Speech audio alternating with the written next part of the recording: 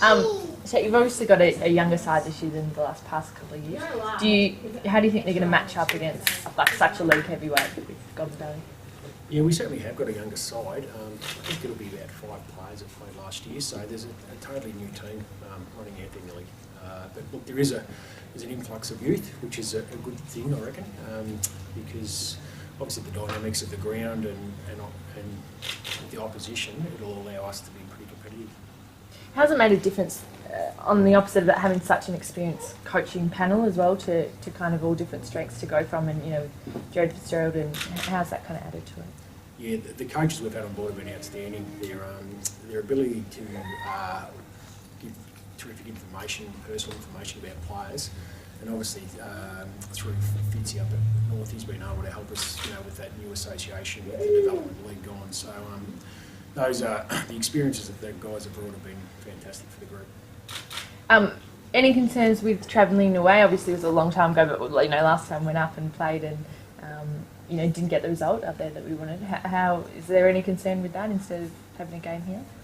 Not really. The preparation will be different for the most players. They'll wake up at an earlier time, and we'll obviously spend a fair bit of time in the bus pre-match, but we'll get there nice and early and prepare well. And the guys seem really focused, so I know it's early in the week, but I expect it to be really focused for the game, even though we've got a fair bit of travel pre-match. Is there more pressure feeling that as well about that, who the winner will play off in the ultimate game again next year? Is that added pressure with that? Or? Not really. I think the nature of Interleague, given that your rankings float up and back, there is that pressure of dropping down. You've got to catch up for 2 years. But look, myself personally, I haven't looked at that 1 versus 2 game. It's really just been a focus of just winning and not looking towards it. But obviously the byproduct is if you win, you get to play off for the state championship, I suppose. And you got the set squad now. What do you think are going to be your main strengths going? Certainly flexibility. We've got players. Just about players could play 2, 3 or 4 positions, so we feel like we'll be able to throw different players into a certain mix and still get a result and also counteract the opposition. So been really impressed with the I suppose the flexibility of the group and the team that we're going to shape up with. They've obviously got some really skilled players. How do you think you're going to kind of match up on stuff like, say, Luke Morgan and Brett Meredith and stuff? Yeah, certainly they have got some good players and down forward as well. So look, sometimes you can chase too hard, and we're not going to pick all the tall players to play on theirs. They've got to play, against us as well. We've got to pick on our strengths as something to focus on. So we'll certainly be very respectful of their capabilities, but we're really focusing on what we're going to be doing as well. Your approach, you seem to be really professional about it. You've taken 5 training sessions and everything sort of seems to be set out in stone. Is that something you feel you need to do to combat what is a pretty high-skilled league? Look, I think 5 sessions, it is quite a few, but it's a group of players coming together to play a game of footy. It's really hard at club level to get a team to play collectively, so I think it's really broken down some barriers. There's been, we've had 45 players to our initial squad, and there's been no awkwardness. The coaches and the mixture of everyone amongst the group's been fantastic. So, look, I think it's been really beneficial. Yeah. What does it mean to come up against a side that's been so strong, top 3 apart from last year, top side for 3 years in a row, to come up against such a powerful side against Ballarat, who's sort of coming from the other end? What does that mean? Well, it means we've got a challenge ahead of us, and I think the guys understand that. And we're not trying to play down our chances. We'll go in underdogs, but I think there's been plenty of times in footy where the team probably not quite as credentialed has come out and won. And we expect to have a really good showing this week. So you do feel you're underdogs heading in? You think they're the favoured side? Look, potentially up there, and obviously they've been ranked 1, 3 out of the last 4 years. So we're coming from further back, but on Saturday it'll be, I suppose, to us an even money bet. And on a personal note, you've had a couple of years in Central Highlands. How's the shift been to BFL, to be at that high level, and how have you found the change, I suppose?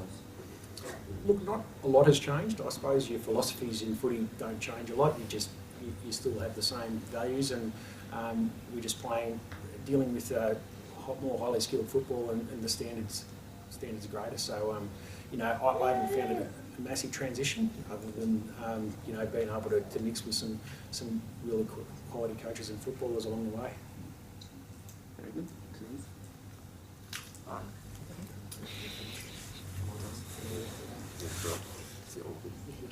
Okay.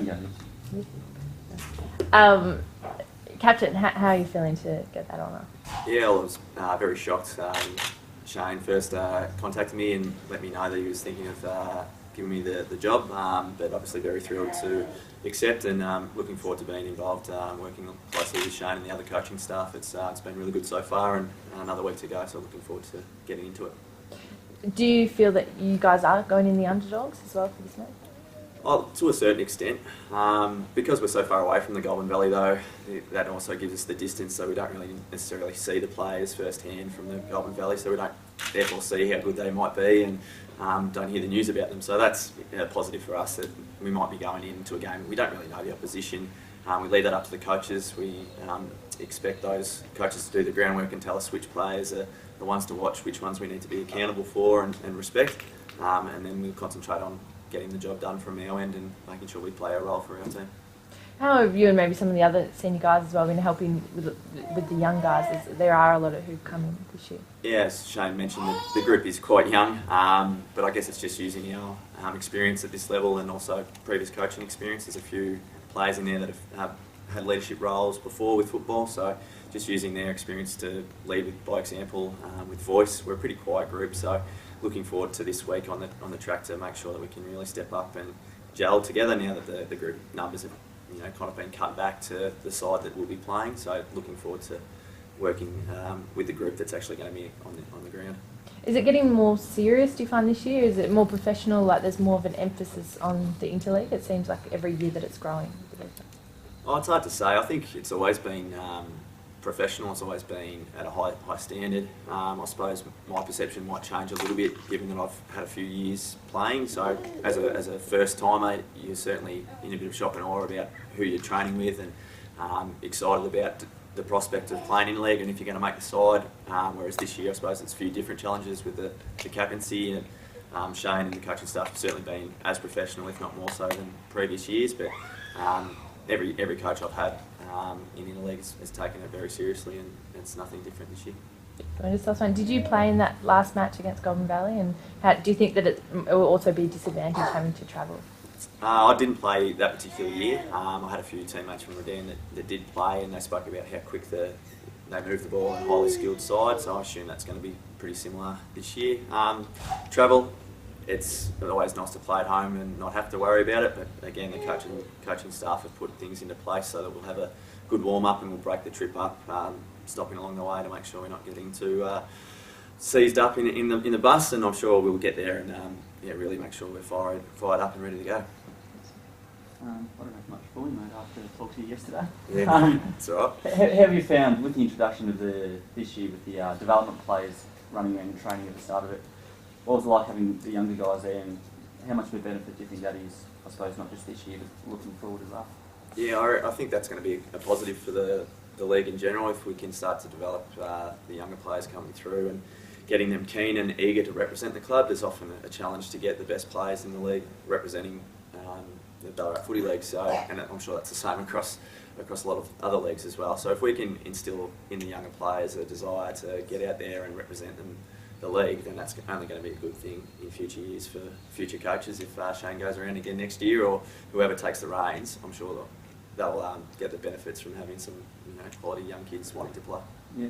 In terms of personally important matches you've played in over your career, how does this one rank compared to other ones? Obviously, there's a few flags, BFNL flags and whatnot, but how does this compare? Oh, certainly on a personal level. I've never really captained the side before, so I guess there's that level where I'm keen to try and put my best foot forward and hopefully get a win, and that would be a nice achievement. But Interleague's always important, and just like any other representative game, whether it be finals for your club or rep footy, you certainly want to go out there and try your best. Cool.